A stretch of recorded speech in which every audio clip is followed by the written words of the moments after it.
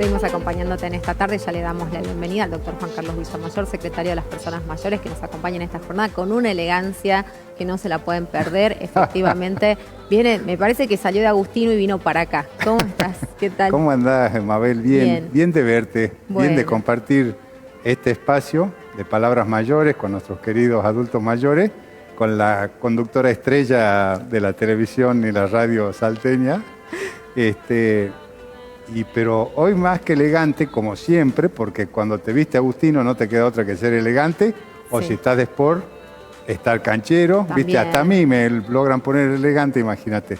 Les recomiendo, señor, señora, como siempre, Agustino, la calle Avenida del Bicentenario 476, perfecto, entre Santiago y Juramento. Ajá. Hoy me ocupé para darles bien las coordenadas. Mirá lo que son los zapatos, Mabel. Buenísimo. Pero son formales. Sí. Como vestido formal arriba con este traje Super 120, que es un tipo de género. Sí. Se ríe Mabel, pero es así que vamos a hacer. ¿Ves? Mirá. Y fíjate. Espectacular. Y le diste el moñito. Mirá lo que es el moñito. Camisa blanca, moñito celeste y la escarapela de nuestra amada y dolida patria, que ahora la vamos a poner de pie. Pero ¿sabes por qué estoy así? Sí, claro que sí sé por qué estás así. Decilo vos, que sos la voz de la televisión. Del éxodo jujeño, efectivamente, uno de los hechos patrióticos más importantes, de mayor relevancia en nuestro país, porque no me quiero ni imaginar lo que debe significar abandonar tu hogar, dejar tus pertenencias, tener que arrasar con lo mismo que vos construiste para evitar, obviamente, el avance del enemigo. En aquellos años se hizo esto. Hubo 3 éxodos, hay uno que es el que más conocemos, ¿no? Pero bueno, aprovechar para mandarle un abrazo grande a todos nuestros queridos jujeños que nos deben estar mirando también, ¿no? Pueblos hermanos, pueblos que están además unidos, que tienen muchos lugares comunes, lindos, muchas costumbres. Así que, bueno, creo que hay que revalorizar también eso, ¿no? Exactamente. Vos sabés que yo viví 20 años en Buenos Aires y jujeños, salteños, tucumanos, bolivianos y todo lo que es el norte andino para la gente del sur, para nosotros del sur, ellos se consideran del centro, es lo mismo. Y si vos ves las costumbres nuestras, las de nuestros coprovincianos, jujeños, todo eso es lo mismo, pero la verdad que le queremos mandar un cariño grande. De esa jornada. Está justo las imágenes del protagonista de esa jornada, de esa gesta histórica. Ahí está nuestro querido y tu amado, en el peor sentido de la palabra, Manuel José Joaquín del Corazón de Jesús Belgrano. Lo cual me salva a mí también en mi mundillo chiquito, porque yo me llamo Juan Carlos del Socorro Villamayor, lo sabía, por la pero Virgen del Perpetuo Socorro. No lo dije nunca al aire. No lo dijiste. Sí. Y bueno, esto en código, a poco que entiendas, vos también te pusieron un apodo esta semana, pero no lo vamos a revelar. Un segundo nombre. Un segundo nombre. Estás muy protagonista, Mabel. Bueno, porque antaño, o en los siglos pasados, se acostumbraba, y Salta en ese sentido siempre fue muy tradicional, poner nombres de advocaciones religiosas a los hijos, o poner varios nombres, como se hacía en la nobleza europea también, que se ponen varios nombres de pila, ¿no? Bueno, así que yo cargué ese karma de estar ofrendado a la Virgen del Perpetuo Socorro, pero bueno, nuestro querido Manuel Belgrano se llamaba así, del Corazón de Jesús Belgrano. Bueno, un cariño, yo también quiero mandar un cariño grande al pueblo jujeño, pero festejan a los grandes ellos, ¿no? Sí, ellos, claro. En eso somos más tímidos los salteños. Nosotros somos más jujeño tímidos, le entra al carnaval, le entra al éxodo jujeño, y qué bien que sea así, porque el éxodo jujeño fue una situación de las más épicas de la historia de Argentina y del mundo, te diría, y más heroica, porque como vos bien dijiste, Mabel, levantar todo, imagínate, nosotros que amamos y trabajamos por los adultos mayores, la gente grande que tenía que salir de su rancho, de su casa, mirar su paisaje por última vez, quemar su cosecha o quemar su rancho, quemar sus enseres, envenenar sus tanques de agua, sus estanques, matar a algunos bichitos de ellos porque no los podían transportar. Tremendo. Porque había que dejarle al maturrango la tierra arrasada. Y ese es un recurso de lo que se llama justamente la guerra de recursos. ¿Qué pasaba, Mabel? ¿Y qué pasaba? O sea, vos lo dijiste muy bien. Nosotros, y lo dijiste en el programa anterior también, nosotros deberíamos aprender de la historia, ¿no? Ponernos en el pellejo de esos patriotas de toda condición, porque además el general Belgrano especialmente se inclinaba hacia los pobres, a los desvalidos, sí, y los retaba a los hacendados que querían hacer, como se dice ahora, seguían haciendo rosca con los godos, con los españoles. Fusiló gente Belgrano, mandó un bando terrible, así lo dijo el general Mitre en la historia de Belgrano, fue un bando terrible, que a Belgrano le achacaban ser medio blandito porque era abogado, que era mal militar, claro, toda una injusticia, porque demostró en todos los aspectos de su vida ser un hombre, casi un superhombre, como tuvimos la suerte los argentinos de tenerlo a San Martín y a nuestro invalorable general Martín Miguel de Güemes, cosa que entre los tres eran muy amigos y se entendían como en el truco por señas, ¿no? Un bando terrible. Acá el que no sale de Jujuy haciendo todo lo que se dice en ese bando, que recomiendo que lo lea, señora, en Google ponga el bando de Belgrano con motivo del éxodo jujeño y va a ver lo que es un patriota, lo que es la convicción, sí, ¿no? Realmente. Y vos sabés que eso ocurrió como hoy, un día como hoy hace 221 años, y Belgrano se quedó ese día hasta las 12 de la noche. Fue el último en retirarse, ¿no? Mostraba, ellos eran líderes, ¿ves? Él el último, se quedó hasta el final, cuando salió todo el pueblo, no sé cómo irían esos chiquitos llorando, las madres, las embarazadas, sí, todo un pueblo, sin saber si volvían, porque venían de la derrota de Huaqui, cosa que nosotros en la historia oficial o en la historia que nos dan así, o los que somos inquietos, no la vemos porque las derrotas no se cuentan, ni se recuerdan. Pero ¿qué pasaba en Huaqui? Huaqui fue una tragedia, porque Huaqui, que queda cerca de La Paz, más o menos en Bolivia, cerca del lago Titicaca, ahí estaba el ejército del norte peleando, el ejército auxiliar del norte. Venían copados, entre comillas, de la victoria de Suipacha. Y allí peleó en Huaqui Castelli y González Balcarce contra el general Goyeneche. Pelear una forma de decir. Goyeneche era un profesional de la guerra, ¿no es cierto? Si bien era criollo, pero peleaba porque muchos aborígenes, muchos nacidos de la tierra americana, peleaban para los realistas. Y allí Goyeneche realmente destrozó al ejército del norte y huyeron despavoridos por esas montañas, imagínate, y tuvieron que volver a lo que era el actual territorio argentino, por esa puna y esos cerros de Bolivia, hasta poder llegar a Jujuy. Desbandado, de hecho Castelli, Juan José Castelli y González Balcarce estaban literalmente solos en el medio de la nada. Y el terror, le habían atado una paliza, para que se me entienda, terrible, y ahí peligró la independencia de los pueblos de América. Volvieron esa desbandada despavoridos, ¿dónde se juntaron? En Jujuy. ¿Y quién estaba ahí de pechito? El general Manuel del Corazón de Jesús Belgrano, que lo había mandado el triunvirato a hacerse cargo del ejército del norte. Entonces, ese era lo que se llama el espíritu de la tropa, ¿no es cierto?, la moral de la tropa. Estaba devastado, había terror y además el maturrango, como le decían los infernales de Güemes a los españoles, venía muy sanguinario porque venía escarmentando. Y para ellos nosotros éramos herejes, éramos de una raza inferior, tenían desprecio por el indio, por el criollo, ellos eran de su majestad real, ellos eran las tropas angélicas, mientras nosotros éramos los infernales, ellos eran el ejército grande, como le escribió Pío Tristán a Belgrano, y Belgrano le contestó que le devolvía la plata, lo querían sobornar, le devolvía la plata Manuel Belgrano, general del ejército chico. Qué grande, ¿no? Y qué, hay una palabra técnica que no la puedo decir en televisor, qué valor tenía Belgrano. Qué valor tenía Güemes cuando lo sobornaron para que entregara todo a cambio de su salud. A cambio de su vida, sí, a cambio de recibir atención médica.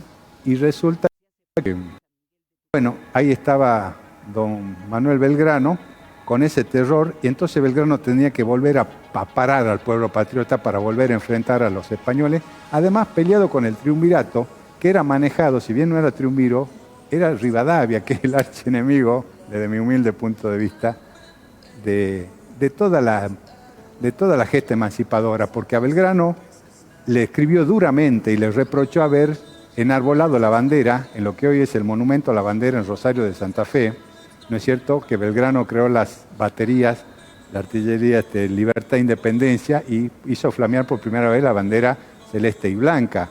Y Rivadavia lo retó, porque Belgrano se salía de la vaina por gritar la independencia, si bien era el político más astuto, y él también estaba con el juego de la mascarada, la careta de Fernando VII, que nos hacíamos los leales a Fernando VII, que estaba dispuesto en la farsa de Bayona, en España, por las tropas napoleónicas, o por Napoleón, pero renegábamos de las juntas. Si España podía tener juntas, ¿por qué nosotros no podíamos tener juntas? Y con ese pretexto fuimos armando ya la revolución que heredamos de Miranda, de Tupac Amaru, que otros días podríamos hablar de la revolución Tupamaru. Bueno, Belgrano se queda hasta las 12 de la noche. ¿Sabés, Mabel, cuándo llegó Pío Tristán con las tropas? ¿Cuándo? A la mañana siguiente. Mirá, porque o sea que Belgrano le fue el último en abandonar, dicen, el lugar. El último en abandonar. Sí, esperando además que todo el mundo se vaya, ¿no? Porque justamente el éxodo lo que tiene de exitoso es esto, que vos tenés que lograr que todo el pueblo te siga, te acompañe y finalmente ese es el objetivo, el de la tierra arrasada, como decíamos recién. Tenemos saluditos, ¿querés que los mandemos? De gente que nos está mirando, que está compartiendo esta tarde con nosotros. Dicen un saludo enorme al doctor Juan Carlos Villamayor, nos mandan desde una fundación un paso en la dirección correcta y también de la Fundación Sur nos mandan un saludo también. Dos instituciones que quiero mucho y que encarnan los valores belgranianos. Un paso en la dirección correcta es un grupo de muchachos y de chicas humildes, trabajadores, sobre todo de la zona sudeste, que están comandados, digamos, ya que estamos con la guerra, por mi querido amigo Javi Pedraza, a quien le tengo mucho aprecio y es verdaderamente un luchador, un ejemplo de apuesta por la vida y de dar un paso en la dirección correcta.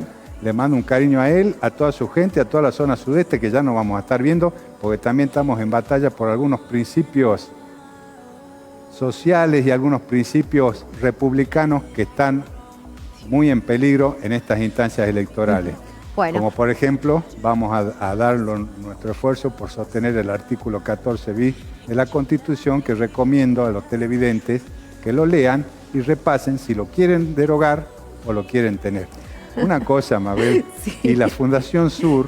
Sí, a Gabriela le mandamos un abrazo. A Gaby Chiliguay, que nos iba a estar mirando, ¿no? Que así como el Ejército del Norte reclutaba a los patriotas para luchar, ella recluta a jóvenes maravillosos para educarse como cuidadores domiciliarios. Estuvo acá en el programa, tuvieron las chicas también, acompañantes terapéuticos. Creo que 2 veces vinieron, ¿o no? Sí, 2 veces, sí. Exactamente, y tiene una alianza estratégica con nuestra Secretaría de las Personas Mayores para brindar bienes y servicios a los mayores que más lo necesitan. ¿Sabes qué, Mabel, una cosita? Sí. El pueblo jujeño, con ese éxodo, volvió a levantar la bandera, justamente por eso tengo el descarpe, la bandera, la moral de la patria y de la independencia. 5 días tardaron en llegar a Tucumán, y un mes y un día después, libraron la batalla de Tucumán y ganaron. Y después, el 20 de febrero del año siguiente, ganaron la batalla de Salta y ahí fue cuando Belgrano dijo que no iba a haber vencedores ni vencidos, se clavó una cruz, enterró a las 2 tropas juntas, a los muertos, se abrazó con Pío Tristán, que era el general de las tropas españolas, que le ofrendó su sable, como se hacía caballerosamente en el Código de la Guerra. Belgrano no lo aceptó, abrazó a su ex amigo de la Universidad de Salamanca, también criollo, Pío Tristán. ¿Y qué pasó? No fusiló a los vencidos. Y eso le costó una condena, ¿de quién? De Rivadavia. De Rivadavia, todo el triunvirato, el directorio, todo el gobierno central de Buenos Aires, que además le habían prohibido que dé la batalla de Tucumán y que bajara hasta Córdoba, Buenos Aires, porque la patria para ellos era el centro, la patria, era el puerto, atada Buenos Aires, hasta ahí nomás. Y nosotros, Mabel, éramos, que todavía subyace un poco eso, ¿no? Éramos los del interior, éramos los aborígenes, éramos los criollitos. Bueno, así que, bueno, tantas cosas que se puede decir de Belgrano, pero tomemos conciencia en días como hoy, aprovechemos para pensar esas cosas y sobre todo pensar lo que es el pueblo unido bajo una consigna. Porque el hecho, por ejemplo, de que hubiera corrupción en los gobiernos, no quería decir que Belgrano no respetara las instituciones. Belgrano, acá en el río Pasaje o Juramento, acá en Güemes, cerca de acá, juró por primera vez la bandera nacional, a la que se oponía Rivadavia. Después se opuso de nuevo. También se opuso a San Martín. También cuando murió Güemes dijo que teníamos que celebrar un caudillo menos. Esas son las expresiones de algún tipo de pensamiento capitalista, ¿no? Sí. Porque también Rivadavia sacó el empréstito de la Baring Brothers, que tardamos 100 años en pagarlo, con unos intereses leoninos, un saqueo asqueroso, ¿no es cierto? Muchas veces esa ilusión de las luces de Buenos Aires o de las luces de Europa con que se había encandilado Rivadavia. No puedo decir los dólares, porque en ese momento Estados Unidos era un país que recién nacía, pero con las libras y las luces, lo que es la unidad del pueblo y lo que es cuando un pueblo unido, eso no quiere decir que vos vayas en contra de los principios republicanos que predicó Belgrano, pero ¿qué predicaba también Belgrano? La unión de los argentinos. No tuvo problema en proponer una monarquía incaica, pero de tipo constitucional, ¿no es cierto? Rescatar la figura del hombre de América, pero con una monarquía constitucional representativa del pueblo, no plebiscitaria. Es decir, no arrasar con la Constitución. Y cuando él juró la bandera acá en Salta, que ese es el orgullo que tenemos, por eso se llama Río Pasaje o Juramento, por primera vez con las tropas del norte, fue también rindiendo homenaje a la Asamblea del año 13, o sea, a la protoconstitución sí, que hacía, entre otras cosas, establecía la libertad de vientres de las esclavas, que a partir de ahora todo nacido en el territorio de la patria era libre. Así que todo eso, ¿ves? La historia es maestra de la vida y nos da a pensar que a veces las soluciones mágicas y las propuestas estas incandiladas con los dólares y las luces de los países centrales terminan siendo motivo de un dominio de las fuerzas, las potencias sobre este pueblo que sigue repitiendo los mismos errores. Y no aprendemos que la única forma de que maduren las instituciones es sosteniéndolas con una participación, con un voto, denunciando la corrupción, denunciando lo que está mal, participando, pero no con soluciones mágicas, porque las soluciones mágicas no con odios, y no con no odios, existen. no con odios, no con resentimiento, porque hay mucho discurso de resentimiento, de odio, de ventajismo, ¿no? Yo creo que eso es lo que tenemos que tratar de eliminar si queremos tener una patria plena, verdadera, como soñaron justamente Belgrano, San Martín, Güemes y tantos otros que dejaron su vida, ¿no?, por consolidar la independencia argentina. Tenemos mucha más información, Juan Carlos, me encanta que te guste tanto la historia, todos estamos aprendiendo más con vos y revalorizando también momentos tan importantes, ¿no?, de nuestra Argentina, de la consolidación de nuestro Estado. Una cuota de pasión a uno se derrama también en algunas circunstancias, sí, sobre todo cuando son definitorias. El argentino desapasionado, bueno, que se busque otro trabajo.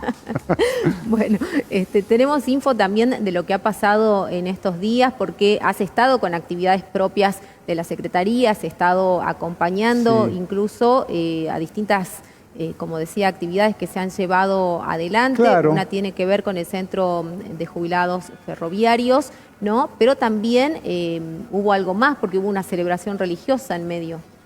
Sí, con mucho gusto se festejó en el Hogar Las Moras, que depende del Estado.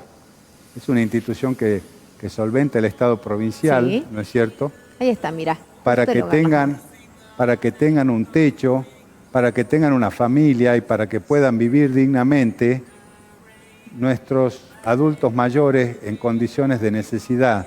Ahí se ve en la foto, el padre de Chicuana fue a celebrar la misa. Ahí están nuestros adultos, ¿ves? Viven felices. Fue un grupo que se llama Rejunte Coplero, de ahí de la zona, a bailar con ellos.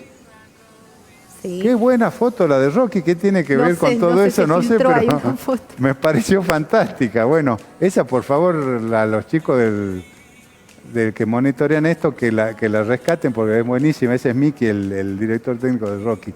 Bueno, la Virgen del Inmaculado Corazón de María se celebra, es la patrona del hogar. Y bueno, ahí tenés vos lo que es, ¿no es cierto?, un Estado que funciona como corresponde, presente, como hay Estado en todos los lugares y en todos los países civilizados que se precien, para darle a esa gente, darle justicia y darle, ¿no es cierto?, una dignidad que no se debe perder. No son mercancía. No debe juzgarse un hogar como ese por si quiebra o funciona o quién paga. Tampoco se le puede dar un voucher a esa pobre gente. Ese es el Estado. Nosotros tenemos 4 dispositivos, Mabel, y subvencionamos a 4 más que son de la sociedad civil sin fines de lucro y el Estado los apoya. Pero ¿cuál es el factor diferencial? Es la consistencia del trabajo, ¿no es cierto?, la austeridad en el manejo de los recursos, el compromiso, la vocación, la transparencia, y así sí podemos tener una comunidad organizada donde hay un bienestar general, como dice la Constitución, para nosotros y para todos los que quieran habitar este suelo. Bueno. Y lo otro que te agradezco fue que quiero felicitar del Centro de Jubilados y Pensionados Ferroviarios que presentó Yo Sí Quiero Mi País. Ahí está. Ahí estábamos con los chicos de la Secretaría también, con 2 presidentas muy destacadas, Susanita y Aurora, ¿no es cierto?, presidentas, pero también quiero felicitar especialmente a la profesora de danza y de gimnasia, Fernanda Cañizares, que es la que hizo posible, ahí está en la foto, la de azul, ¿no es cierto?, hizo posible este evento en el Teatro San Alfonso. Ahí estamos repartiendo algunos premios para la concurrencia. Y bueno, las personas mayores, como siempre decimos, activas, protagonistas, felices, haciendo su número. Y en todos los centros de jubilados, en todas esas maravillas que siempre hemos destacado desde este programa, que para eso estamos, haciendo el bien. Ahí está el presidente del Centro de Jubilados Ferroviario, 1 de marzo.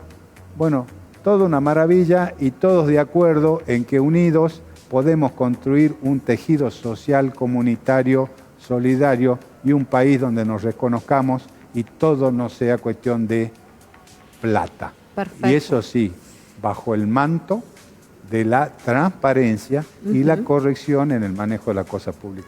Por supuesto que sí. Bueno, y déjame leer otro de los mensajes. Dice, hola chicos, ¿cómo están? Yo feliz de verlos. Quería recordarles que un día como ayer se da el histórico renunciamiento de Eva Duarte en este mes de las infancias.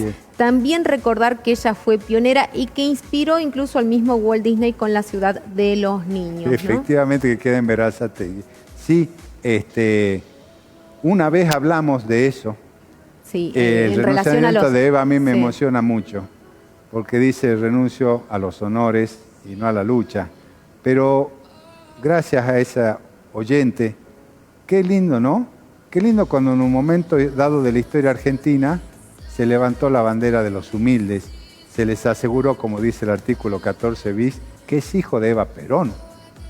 Vos podés tener muchas críticas al régimen peronista, muchas, yo puedo estar una tarde hablando, a mí que me cuesta hablar, pero ¿sabés qué? No se le puede negar eso, no se le puede negar al socialismo de Alfredo Palacio los derechos por los que bregó, a Lisandro de la Torre, que denunció el pacto Roca-Rancingman, que era un gobierno liberal capitalista, ¿no es cierto?, que se arrodillaba ante Inglaterra, todo para garantizar la cuota que a Inglaterra le compre después de la crisis del 30, lo que se llamó la década infame, donde se hacía el fraude patriótico, porque había iluminados que sabían cómo se manejaba la economía y el dólar, y todo el pueblo sometido. Y eso se repite y se repite en la historia argentina, y puedo nombrarlo a Martínez Dió, a Domingo Cavallo, y sigue la lista. Y ni hablar de otros momentos. Y tanto que hablan de la década del 80, Yo soy pariente directo consanguíneo de Julio Argentino Roca y como pariente le tengo mi respeto.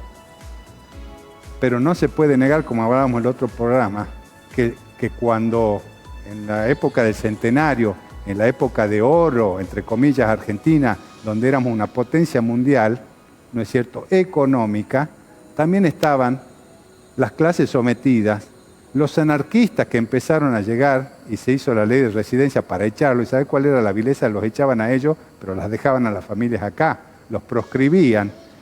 Cuando no querían sindicatos y cuando vivía la gente en los conventillos, y don Ramón Falcón, que lleva el nombre de la Escuela de Policías Federal de Buenos Aires, don Ramón Falcón entraba y hacía masacre, la masacre de la famosa película La Patagonia Rebelde, cuando la gente trabajadora bregaba. Para hablar, mira, ahora que se discute. No me digas que me vas a interrumpir. No. Sí, te tenemos que interrumpir porque tenemos pausa. Ahora tenemos que cumplir también con nuestros auspiciantes y en un ratito volvemos con más info. Quédate ahí.